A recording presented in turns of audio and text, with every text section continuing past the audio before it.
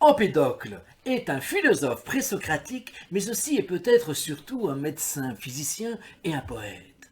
Sa conception du monde est la suivante. Pour lui, l'unité du monde, cette perfection, tient à cette force qu'est l'amour. À un moment donné, l'un se forma du multiple, les choses changent continuellement de place, se réunissant toutes en une, à un moment donné, par l'effet de l'amour et portées à un autre moment en des directions diverses par la répulsion de la haine.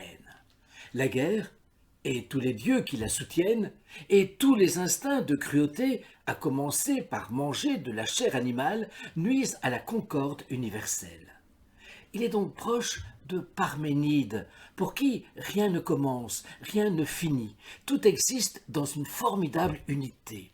Il est donc proche aussi de Héraclite, puisque tout change constamment.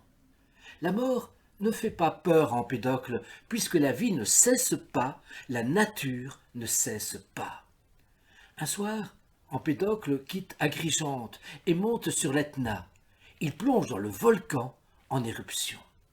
On le sait, parce qu'on retrouve sa sandale tout en haut du volcan. Mais comment interpréter cette mort ou ce suicide ? Pline l'Ancien affirme qu'Empédocle est tombé dans le volcan par excès de zèle en observant une éruption, ce qui ferait de lui une des premières victimes de la science. Diogène Laërce, biographe du IIIe siècle après Jésus-Christ, plus ironique, suppose qu'il est tombé par mégarde en voulant se cacher du regard de ses disciples.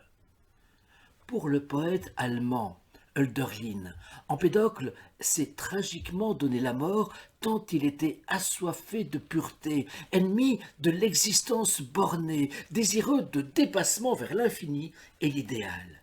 Empédocle incarnerait alors cette capacité ultime de l'homme de se libérer totalement lui-même.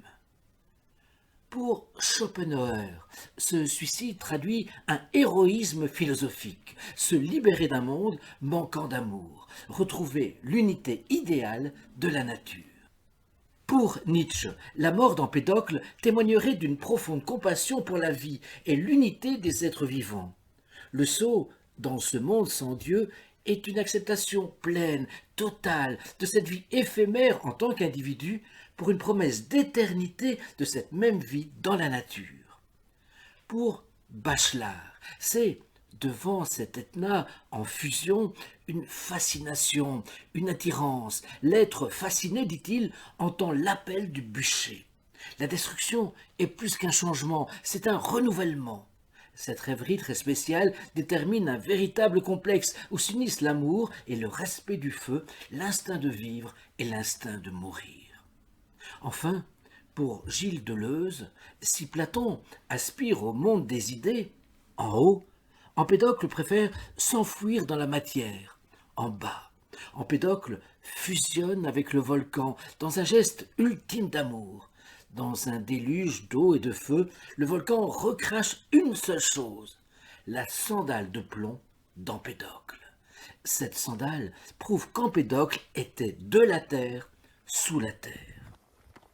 Ce qu'Empédocle nous montre finalement, c'est que notre culture aurait été radicalement différente si elle avait fait de l'amour le principe premier menant à la sagesse. On a voulu dominer, maîtriser le monde, certes, alors que la physique d'Empédocle nous invite à lâcher prise à une grande paix avec le cosmos, un désir de réparer les maux causés par la haine.